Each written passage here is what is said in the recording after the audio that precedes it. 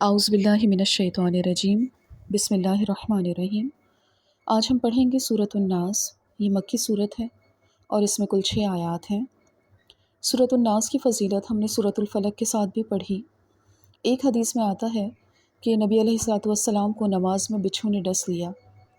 نماز سے فراغت کے بعد آپ نے پانی اور نمک منگوا کر اوپر ملا اور ساتھ ہی قل یا ایھا الکافرون، قل اعوذ برب الفلق اور قل اعوذ برب الناس پڑھتے رہے۔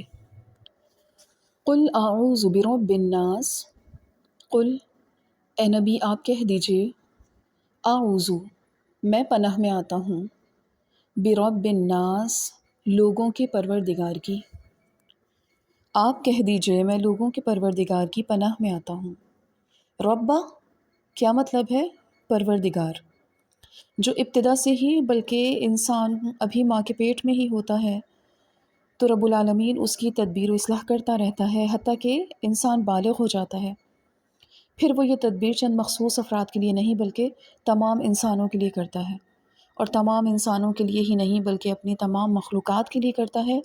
یہاں صرف انسانوں کا ذکر ہے، انسان اس کے شرف و فضل کے اظہار کے لیے ہے جو تمام مخلوقات پر انسان کو حاصل ہے۔ ملک الناس لوگوں کے مالک کی، تو جو ذات تمام انسانوں کی پرورش اور نگہداشت کرنے والی ہے وہی اس لائق ہے کہ کائنات کی حکمرانی اور بادشاہی بھی اس کے پاس ہو۔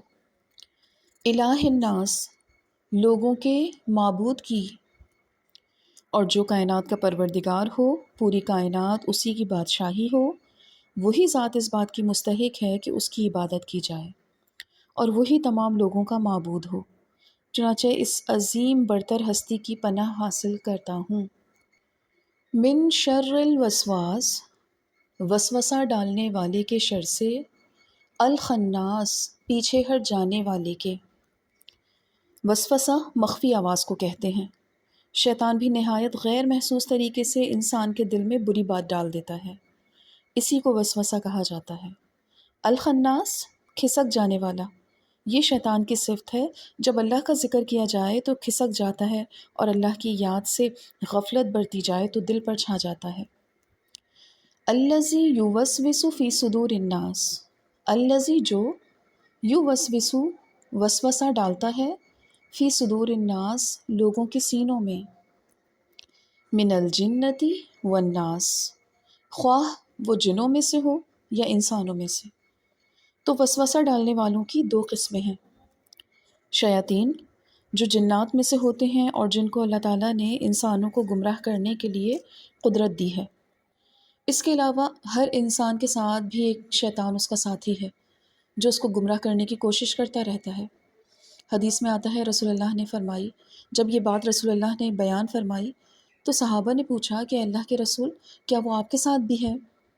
رسول اللہ نے فرمایا ہاں میرے ساتھ بھی ہے، لیکن اللہ نے اس پر میری مدد فرمائی ہے اور وہ مطیع ہو گیا ہے، مجھے خیر کے علاوہ کسی بات کا حکم نہیں دیتا۔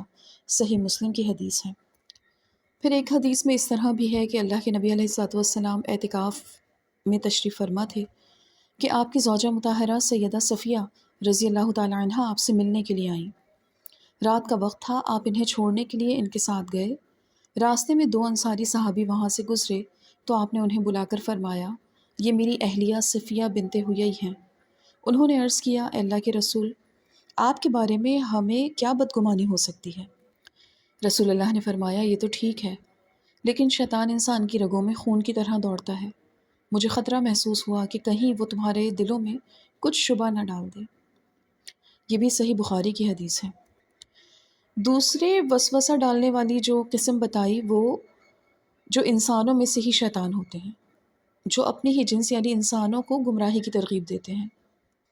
الذی یوسوس فی صدور الناس من الجنۃ والناس، اس طرح یہ مطلب بنتا ہے کہ شیطان جن کو گمراہ کرتا ہے ان کی 2 قسمیں ہیں، یعنی شیطان انسانوں کو بھی گمراہ کرتا ہے اور جنات کو بھی۔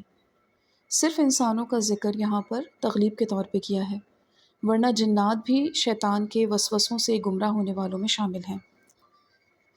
صحیح مسلم کی حدیث ہے، رسول اللہ کا یہ معمول تھا کہ رات کو سوتے ہوئے سورۃ الاخلاص اور موضعتین پڑھ کر اپنی ہتھیلیوں پر پھونکتے اور پھر انہیں پورے جسم پر مل لیتے، پہلے سر، چہرے اور پھر جسم کے اگلے حصے پر ہاتھ پھیرتے۔